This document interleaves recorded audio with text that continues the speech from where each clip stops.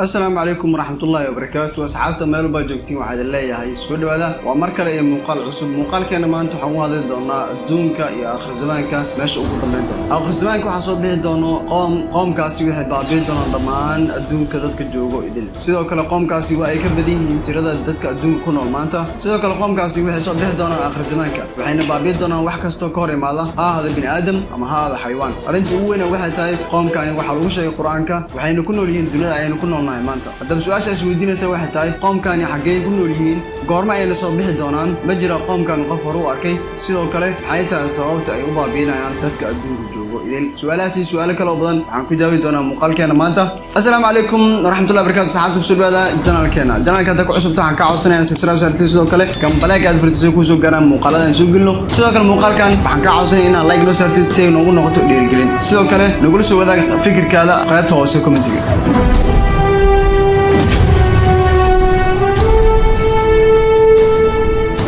يأجوج وماجوج وقوم صبيح دون آخر زمان قوم كان مكة يصوب بحان waxay baabi'in doonaan wax kasta hortooda imaada bini aadam ahaado ama xayawaan ahaado waxayna baabi'in doonaan dhammaan dadka adduunka saarno idil adduunkana marka waxay ku fidi doonaan fasaad iyo dulmi adduunku waxa soo martay afar boqor oo ka talin jirtay afartaas boqor kasta wuxuu ka talin jiray qorax ka soo bax iyo qorax u dhac inta u dhaxayso ayuu ku talin jiray laba waxay ahaayeen gaalo labana waxay ahaayeen muslimiin labada gaalada waxay ahaayeen Namruud iyo Bukhtanasar labada muslimiintana waxay ahaayeen Nabi Suleymaan calayhi salaam iyo Dulqarnayn waqti uu noolaa Dulqarnayn wuxuu ahaay boqor caadil ah oo ummadiisa marka uu cadaalad Dulqarnayn adduunka ayuu ku soo wareegi jiray si uu markaa qoom kasto ama tuulo kasto oo uu ogaado xaaladda ay ku sugiyiin iyo si uu weydiiyo waxyaabaha dhibaato u keenayo ama haday jiraan waxyaabaha dhibaato ka cabanayaan si uu xaliyo soo u socday maalmaha kamid ah wuxuu ku yimaado tuulo ay ku hareeraysan tahay buurooyin ama buuro waaweyn tuuladaas dadka degnaay waxay ka cawdeen qoom soo baxay subaxi ilaa la gaaray maqribkii waxay baabiinayaan xoolahooda waxay baabiinayaan guryahooda sidoo kalena bilaadigna way baabiinayaan Dulqarnayn markii loo sheegay arintii dadkii tuulada degnaay wuxuu ka codsaday inay u kalmeeyaan inuu dhiso dirbi aad weyn oo u dhaxeeya qoomkan Yaajuuj iyo Maajuuj iyo bini'aadamka kadibna waxa la sameeyay dirbi uu dheeraay ama uu xooganaa ee adduunka ilaa hadda dirbigan uu taagan yahay qoomkani subax kasta waxay imaan doonaan waxay isku dayayaan inay ka soo baxaan dirbigaas uu dhisay ama uu sameeyay Dulqarnayn subax ayay soo galayaan dirbigaas ay qodayaan ilaa marka ay ka arkaan qoraxda shucaaceeda mid kamid ah markaas wuxuu leeyahay waxaan u soo laaban doonaa biri markay u soo laabtaan waxay u imaan doonaan dirbigii oo sidii shalay ugu tagay si ay ahayn ay u imaan doonaan ilaa markaas laga gaaro aakhir zamaanka subax ay soo gali doonaan dirbi ay qodi doonaan ilaa laga gaaro maqribka mid kamid ah markaas wuxuu leeyahay waxaan u soo laaban doonaa biri insha Allah markay dhaana biri u soo laabtaan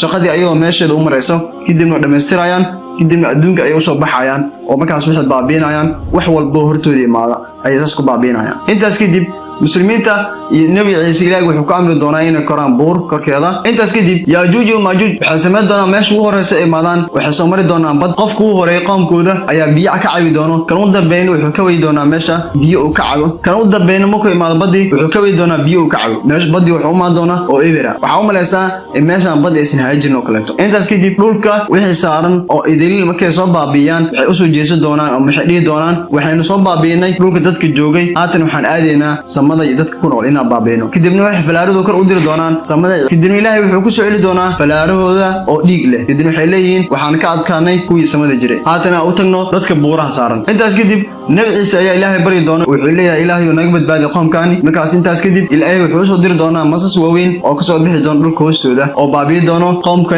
Yaajuuj iyo Maajuuj intaas kadib Nabi Ciise ayaa ku amri doona muslimiinta la socotay mid kamid ah inuu soo fiiriyo wax ku dhacay Yaajuuj iyo Maajuuj marka dhulku soo daadago wuxuu arki doonaa dhulkii dhamaay oo wada daadsan meedadkii Yaajuuj iyo Maajuuj intaas kadib Nabi Ciise Ilaahay ayuu bari doonaa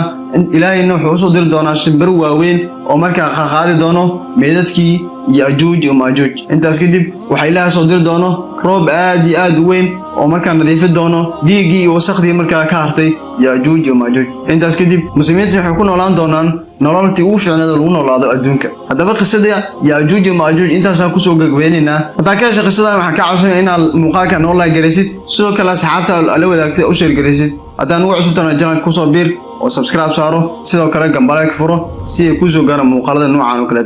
inta muuqaalka insha Allah ka kulmana cadilnahay sidaas iyo nabadgelyo